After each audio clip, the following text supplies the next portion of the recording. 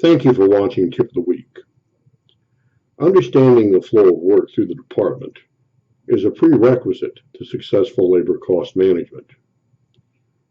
Most hospital departments are operating with legacy employee and work scheduling systems that were developed years ago when technology, regulations, workforce composition, and employee skill sets were entirely different than they are today. In today's tip, we're going to take the first step toward understanding department workflow. We're going to describe how to complete an inventory of department tasks. You might find it helpful to review the March 28th issue of Tip of the Week before the kickoff meeting. We're going to assume that you've chosen the initial department, selected a department team, and picked a facilitator. The kickoff meeting should be held in a comfortable room and be conducted by a member of senior management. Each team member should receive a written invitation to attend the kickoff meeting. The invitation should remind team members to bring along a notebook and pen or pencil and include the first team meeting's agenda. If you ask team members to describe their department, their responses are likely to include references to the technical and professional functions that the department performs, typically as seen from the perspective of their jobs. Today, we're going to be asking the team to look at the department in a different way. We're going to be developing a picture of how work flows through the department. Think of the department as a box, the one in the middle. Demand for service, shown on the left, enters the department, which then applies organized work processes and resources in a series of tasks to meet that demand. The end result is a work product, shown on the right, which can be nursing care to an admitted inpatient, build test in the laboratory, maintenance of physical plant and operations, meals served in dietary, etc.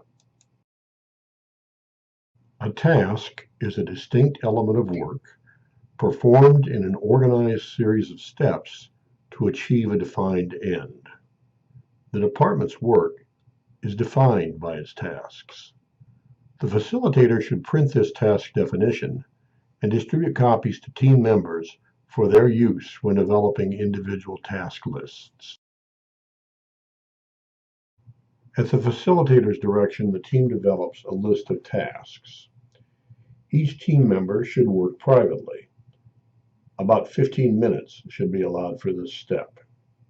Team members then take turns nominating items from their task lists to go on the team list until all have been listed. This should take about 20 minutes.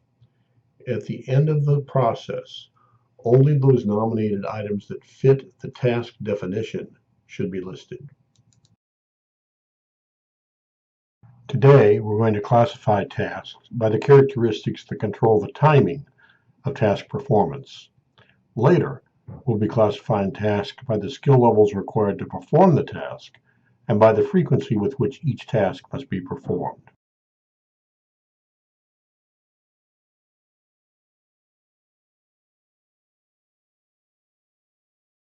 We'll begin classifying tasks by the characteristics that control the timing of task performance. This slide shows one way to do this using a spreadsheet, such as Excel. In this example, each task on the team's final list is recorded in the first column. Then, have the team decide by consensus whether each task must be performed when the patient is present. If so, indicate that in the second column, or must be performed within a specified time frame. If so, indicate that in the third column, or can be performed at any reasonable time. Indicate that in the fourth column. This concludes today's Tip of the Week. We hope it's been useful to you.